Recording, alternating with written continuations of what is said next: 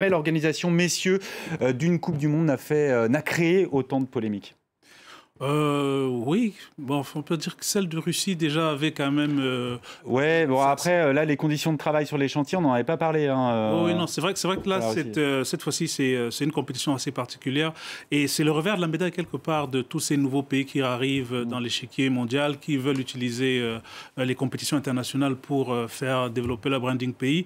Quelque part, ça amène cette notoriété, mais ça met aussi en lumière tout ce qui n'existe pas, qui ne fonctionne pas encore, pardon, sur lesquels ils n'ont pas encore réglé.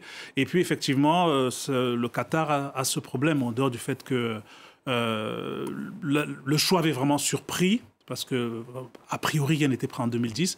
Mais s'ils ont pu se mettre au niveau des infrastructures, on voit bien que sur les autres domaines, il y a encore un peu de retard. C'est un véritable tour de force quand même qu'ils ont réussi, les Qataris, d'obtenir l'organisation de cette Coupe du Monde. D'obtenir l'organisation, c'est plutôt du lobbying, hein, c'est plutôt le résultat d'un arrangement. On ne va pas revenir là-dessus, mais après, malheureusement, quand on part de zéro pour être prêt avec les exigences qui sont énormes, hein, bien sûr, le cahier des charges, bien sûr. Le cahier des charges qui est de plus en plus exigeant et complet et complexe. Et malheureusement, c'est bien triste, mais ces malheureux travailleurs en ont payé pour certains les pots cassés. On n'a pas de bilan, on n'a pas de chiffres. C'est assez opaque parce que on parle beaucoup de transparence. Le Qatar veut donner l'image d'un pays ouvert.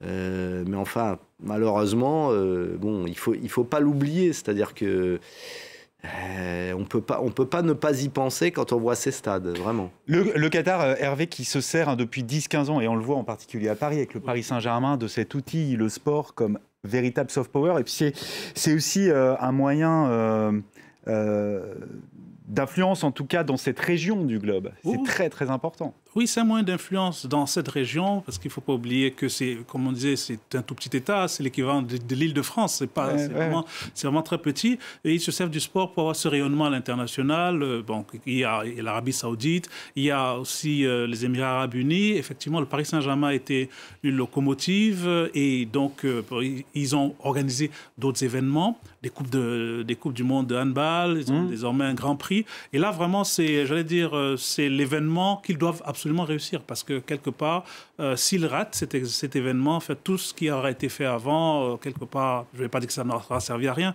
mais ça n'aura pas le même impact, parce que bien sûr, là, c'est un retentissement effectivement mondial. Oui, c'est le retentissement. Cette Coupe du Monde, c'est vraiment le retentissement. Ils doivent montrer qu'ils ont réussi, donc ils ont communiqué sur toutes les prouesses technologiques, de mettre la climatisation dans les stades, tous ces éléments qui sont, sur lesquels on peut avoir des opinions différentes, mais sur lesquels ils ont vraiment communiqué pour montrer qu'ils avaient la capacité de montrer, d'avoir effectivement ce soft power.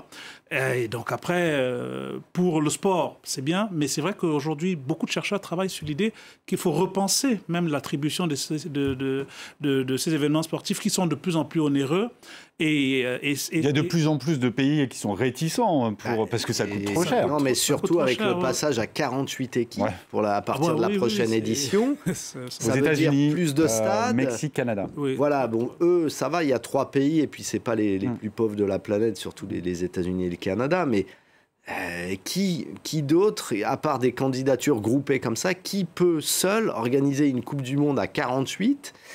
On peut les compter sur les doigts d'une main, les pays dans le monde qui, à mon avis, peuvent organiser seuls une Coupe du Monde à 48 équipes. Oui, sans doute des pays co-organisateurs. Et malheureusement, ça devient de plus en plus exigeant et difficile et onéreux.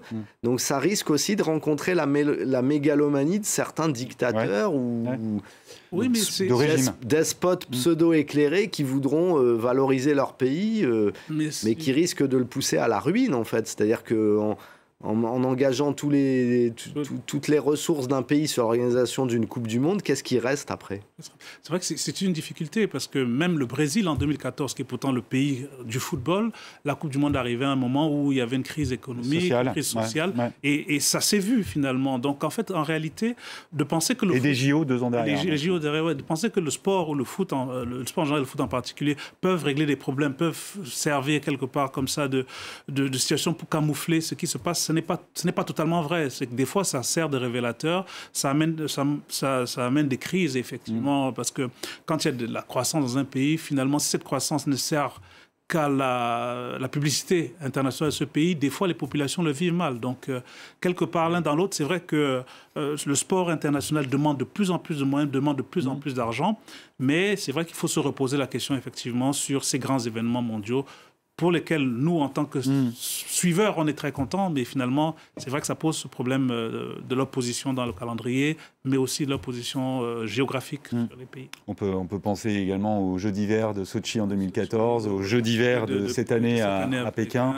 où il y a des sommes, je crois que les Jeux d'hiver de 2014 de Sochi, c'est 2012. 2014. 2014. C'était les plus chers de l'histoire. Les plus chers de l'histoire.